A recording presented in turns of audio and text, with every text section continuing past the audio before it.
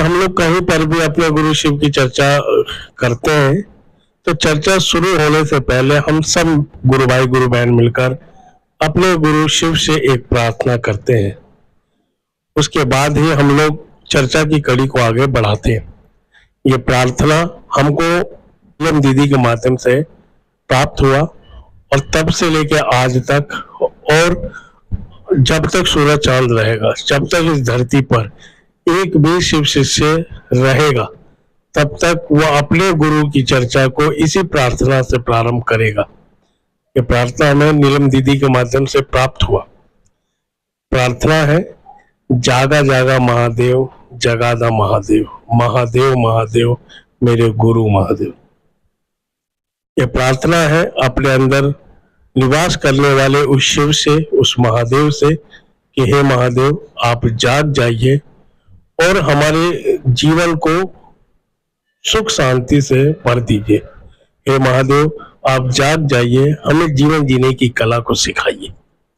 ये प्रार्थना है। ये प्रार्थना हमारी मां नीलम दीदी ने अपने गुरु शिव से किया और तब से लेकर आज तक हम सभी गुरु भाई गुरु बहन अपने गुरु शिव से यही प्रार्थना करने के बाद ही अपने गुरु शिव की चर्चा को प्रारंभ करते हैं। जब हम कहीं पर अपने गुरु शिव की चर्चा में जाते हैं तो जब नए लोग वहां होते हैं और जब हम ये प्रार्थना करते हैं, जागा जागा महादेव, जगादा महादेव, महादेव महादेव मेरे गुरुवर महादेव, तो लोगों के मन में एक जिज्ञासा आती है। कई बार ये जिज्ञासाएं पूछी भी गई हैं कि क्या वो महादेव सोए हुए हैं कि उनको हम जगाने के लिए जागा जागा महादेव का उद्घोष करते हैं। तो हम बताते हैं इस संसार को चलाने वाले महादेव हैं, वो शिव है। वो जब तक जागृत है तभी तक ये संसार है, यह ब्रह्मांड है, ये अनंत ग्रह है, अनंत पृथ्वी है, अनंत सूरज है और अंतरिक्ष है। सब कुछ तभी तक है जब तक वो शिव, वो महादेव जगा हुआ है। जिस दिन वो नहीं होगा तो सब कुछ उसी से निकला है, सब कुछ उसी में समा जाएगा। तो वो सोया हुआ नहीं, वो महादेव तो जगा हुआ है। फिर किस महादेव को जागने के लिए शिव शिष्य प्रार्थना करते? तो वो महादेव बाहर कहीं नहीं है, वो महादेव हमारे अंदर ही है, हमारे अंदर ही निवास करते हैं, अपने अंदर है। अपने अंदर रहने वाले उस महादेव से प्रार्थना हम लोग करते हैं कि हे महादेव आप जाग जाइए और हमें जीवन जीने की कला को सिखाइए, जो कि हम भूल चुके हैं।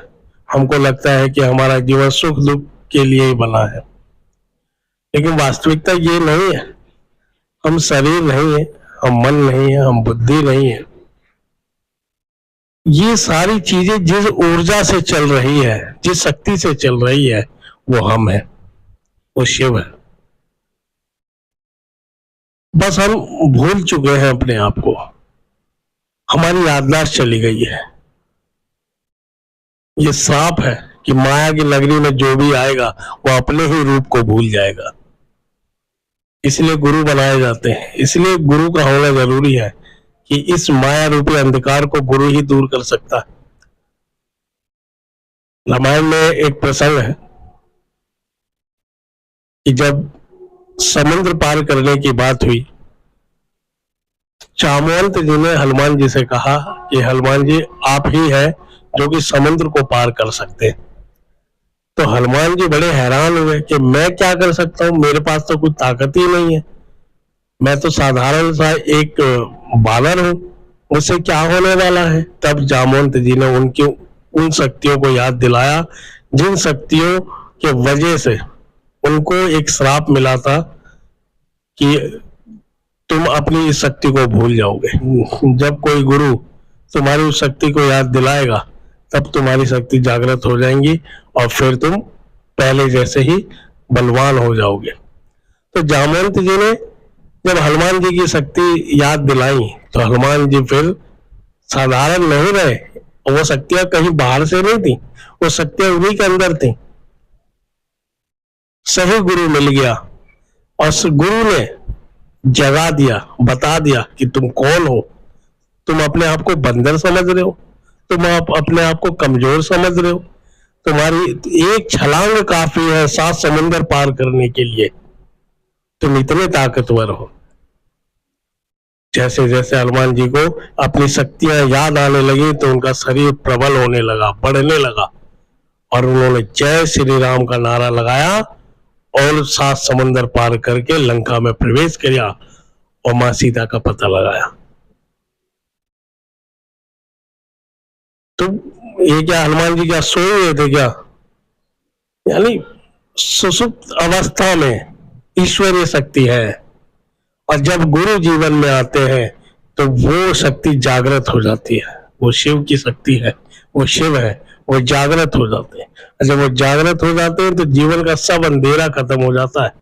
नीलम दीदी ने ऐसे ही नहीं निवेदन किया, उनको आत्मज्ञान हुआ, उनको आत्मबोध हुआ, तब उनके मुख से प्रार्थना निकली।